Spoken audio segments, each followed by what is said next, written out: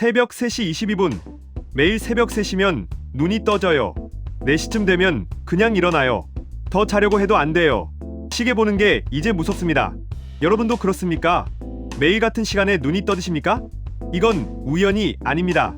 당신의 뇌에서 지금 무언가가 무너지고 있습니다. 새벽 각성의 진짜 원인과 오늘 밤부터 달라지는 해결법. 통계청 자료를 보면 65세 이상 어르신의 67%가 수면 장애를 겪고 있습니다. 그 중에서도 가장 흔한 게 새벽 각성입니다. 밤 10시에 자면 새벽 3시에 깨요. 딱 5시간만 자게 돼요. 한번 깨면 다시 못 자요. 그냥 TV 켜고 앉아있죠. 이게 얼마나 고통스러운지 아십니까? 시계를 보면 새벽 3시. 아, 또야. 다시 자려고 눈을 감습니다. 하지만 머릿속은 오히려 또렷해지죠. 어제 일, 자식 걱정, 건강 염려, 생각이 꼬리를 물고 이어집니다. 1시간이 지나도 잠은 안 옵니다. 몸은 피곤한데 정신은 깨어 있어요. 결국 5시쯤 되면 그냥 일어납니다. 어차피 못 자는데 뭐. 하루가 이렇게 시작되는 겁니다. 문제는 낮입니다. 오전 내내 머리가 무겁고 점심 먹고 나면 쏟아지는 졸음. TV 보다가 꾸벅꾸벅 졸다가 저녁 7시쯤 되면 또 눈이 말똥말똥해집니다. 이게 반복됩니다. 새벽에 깨고 낮에 졸고 저녁에 각성되고 밤에 늦게 자고 새벽에 또 깨는 끝없는 악순환입니다. 그런데 많은 분들이 이렇게 말합니다. 나이 들면 원래 그런 거 아니야? 잠이 줄어드는 게 당연한 거지. 아닙니다. 이건 나이 때문이 아닙니다. 이 말이 얼마나 많은 어르신을 체념하게 만들었는지 아십니까? 나이 들면 원래 그래. 어쩔 수 없어. 우리 부모님도 그러셨어. 노화니까. 하지만 과학은 다르게 말합니다. 미국 수면의학회 연구 결과를 보면 나이가 들어도 필요한 수면 시간은 크게 줄어들지 않습니다. 70대도 여전히 하루 7시간은 자야 합니다. 문제는 잠의 양이 아니라 잠의 시스템입니다. 잠은 공장에서 제품을 만드는 것과 같습니다. 재료가 들어오고 기계가 돌아가고 제품이 나와야죠. 그런데 나이가 들면서 이 공장의 시스템이 하나둘씩 고장 나기 시작합니다. 재료 공급이 끊기고 기계가 제대로 안 돌아가고 제품이 불량으로 나옵니다. 그 결과가 바로 새벽 각성입니다. 젊을 때는 공장이 자동으로 돌아갔어요. 신경 쓸 필요 없이 잠들고 깨고 또 잠들고 자연스러웠죠. 하지만 지금은 다릅니다. 공장장이 직접 나서서 하나하나 점검하고 고쳐야 합니다. 좋은 소식은 이 공장은 고칠 수 있다는 겁니다. 포기할 문제가 아니에요. 나이 탓으로 돌릴 문제도 아닙니다. 시스템을 이해하고 재료를 채우고 기계를 다시 돌리면 됩니다. 나이는 핑계일 뿐 진짜 원인은 따로 있습니다. 멜라토닌 먹으면 잠 잘 온다던데 약국에서 멜라토닌 영양제 사 먹어봤어요. 근데 효과가 없더라고요. 처음엔 좀 좋은 것 같았는데 며칠 지나니까 또 깨요. 왜 그럴까요? 멜라토닌은 수면 호르몬입니다. 뇌의 송과선에서 분비되는데 이 호르몬이 나와야 우리가 잠들 수 있어요. 밤이 되면 자연스럽게 나와서 이제 잘 시간이야 하고 신호를 보내는 거죠. 그런데 여기서 중요한 걸 놓치면 안 됩니다. 멜라토닌은 결과입니다. 원인이 아니에요. 비유하자면 이렇습니다. 공장에서 제품이 안 나온다고 해서 밖에서 제품을 사다가 진열대에 놓는다고 해결됩니까? 아니죠. 공장이 제품을 못 만드는 이유를 찾아야 합니다. 멜라토닌도 마찬가지입니다. 우리 뇌가 멜라토닌을 못 만드는 이유가 있어요. 그 이유를 해결하지 않고 밖에서 멜라토닌만 넣으면 일시적으로는 효과가 있을 수 있습니다. 하지만 우리 몸은 똑똑합니다. 아, 밖에서 멜라토닌이 들어오네. 그럼 우리가 굳이 만들 필요 없겠다. 송과선이 일을 멈춥니다. 내성이 생기는 거죠. 재료가 없으면 공장도 못 돕니다. 그렇다면 그 재료는 무엇일까요? 멜라토닌을 만들기 위해 우리 뇌에 꼭 필요한 재료. 그게 없어서 공장이 멈춘 겁니다. 세로토닌. 이게 없으면 멜라토닌도 못 만듭니다. 트립토판, 세로토닌, 멜라토닌. 이게 수면 호르몬이 만들어지는 과정입니다. 낮 동안에는 세로토닌이 만들어집니다. 이 세로토닌이 우리를 행복하게 하고 기분을 좋게 만들죠. 행복 호르몬이라고 불리는 이유입니다. 그런데 밤이 되면 이 세로토닌이 변신합니다. 멜라토닌으로 바뀌는 거예요. 낮에 행복 호르몬이 밤에 수면 호르몬이 되는 겁니다. 낮에 세로토닌이 없으면 밤에 멜라토닌도 없습니다. 문제는 여기서 시작됩니다. 요즘 어르신들의 생활을 보세요. 실내에서만 지내는 모습, TV만 보는 모습, 스마트폰 보는 모습, 사람 안 만나는 모습, 햇빛을 안 쐐니다. 세로토닌은 햇빛을 받아야 만들어지는데 하루 종일 실내에만 있으면 재료가 안 들어오는 거예요. 게다가 스트레스는 넘칩니다. 자식 걱정, 건강 걱정, 돈 걱정, 스트레스 호르몬인 코르티솔이 세로토닌을 잡아먹습니다. 밤에는 스마트폰을 봅니다. 블루라이트가 멜라토닌 생성을 방해하죠. 그나마 있던 멜라토닌마저 사라지는 겁니다.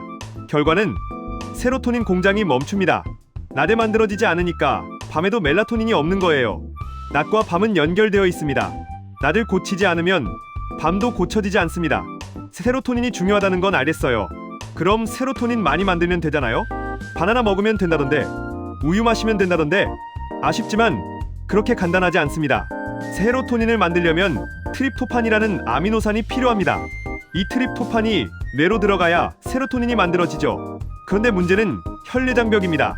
우리 뇌는 함부로 물질이 들어오지 못하게 막아놓았어요. 보안 검색대가 있는 거죠. 문제는 트립토판만 들어가려는 게 아니라는 겁니다. 다른 아미노산들도 함께 줄을 섭니다. 류신, 이소류신, 발린, 이 녀석들도 뇌로 들어가려고 경쟁합니다. 그런데 문은 하나뿐입니다. 지하철 출근 시간을 생각해보세요. 좁은 문으로 모두가 들어가려고 하죠. 덩치 큰 사람이 먼저 들어가고 작은 사람은 밀려납니다. 아미노산도 마찬가지입니다. 다른 아미노산들은 덩치가 큽니다. 트립토판은 상대적으로 작고 약해요. 경쟁에서 밀리는 겁니다. 고기를 많이 먹으면 오히려 역효과입니다. 단백질이 많은 음식을 먹으면 트립토판도 들어오지만 다른 큰 아미노산들도 함께 들어옵니다. 오히려 경쟁자가 더 많아지는 거죠. 그렇다면 어떻게 해야 할까요? 경쟁자를 없애야 합니다. 꿀. 네, 바로 꿀입니다. 꿀. 그게 무슨 소용이에요? 달콤한 거 먹으면 오히려 안 좋지 않나요? 천천히 설명하겠습니다. 꿀을 먹으면 몸에서 인슐린이 분비됩니다. 인슐린은 혈당을 조절하는 호르몬이죠. 그런데 인슐린이 하는 일이 하나 더 있습니다. 다른 아미노산들을 근육으로 보내는 겁니다.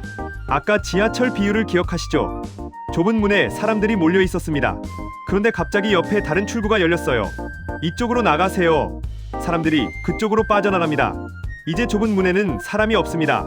트립토판이 혼자서 여유롭게 통과합니다. 경쟁자가 사라진 순간 트립토판이 뇌로 단독 입장합니다.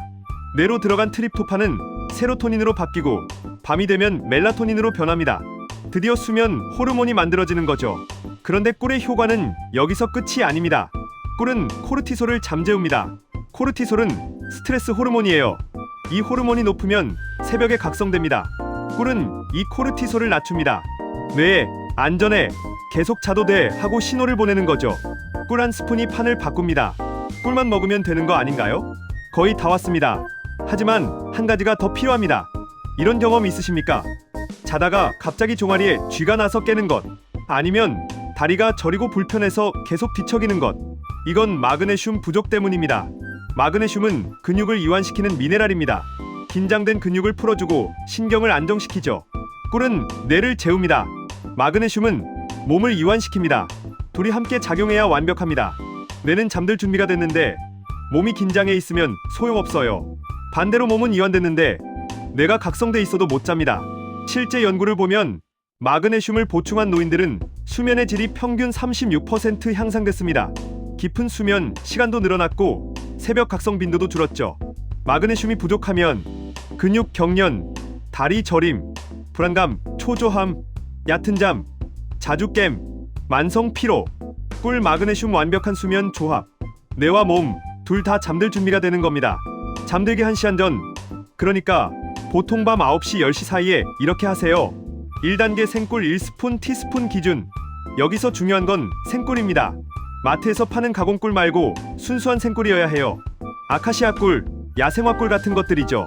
가공꿀은 열 처리 과정에서 효소가 파괴됩니다. 효과가 떨어지는 거예요. 따뜻한 물에 타서 마셔도 오케이. 그냥 입에 넣고 천천히 녹여 먹어도 오케이. 티스푼 하나면 충분하지만 과하면 안 됩니다. 2단계 마그네슘 200에서 400mg. 마그네슘도 종류가 많습니다. 마그네슘 글리시네이트 흡수율 최고이며 수면에 가장 좋습니다. 마그네슘 시트레이트 변비 있으면 이게 좋습니다. 산화 마그네슘 가장 싸지만 흡수율 낮습니다. 수면이 목적이라면 글리시네이트를 추천합니다. 밤 9시에서 10시 생꿀 1스푼 마그네슘 복용하세요. 밤 10시 11시 잠자리 준비. 밤 11시 취침. 실제로 시작한 분들의 후기 3일차부터 새벽에 안 깨요. 신기해요. 네. 한 달 했는데 인생이 달라졌습니다. 이제 시계 보는 게 무섭지 않아요. 주의사항으로는 당뇨 있으신 분은 의사와 상담이 필요합니다. 마그네슘 과다 복용 주의합시다. 하루 400mg 넘지 않게. 효과는 개인차가 있습니다. 보통 3일에서 7일 후 체감 효과가 나타납니다. 오늘 밤부터 시작하세요. 새벽 3시에 깨는 고통, 이제 끝낼 수 있습니다. 나이 탓하지 마세요. 습관을 고치면 됩니다. 꿀 한 스푼, 마그네슘 한 알. 이게 여러분의 밤을 바꿉니다. 지금 시작한 사람과 내일 시작하는 사람, 그 차이는 오늘 밤부터 벌어집니다. 이 영상이 도움되셨다면 구독과 좋아요 꼭 눌러주세요. 알림 설정까지 해두시면 건강 정보를 가장 먼저 받아보실 수 있습니다. 댓글로 여러분의 경험도 공유해주세요.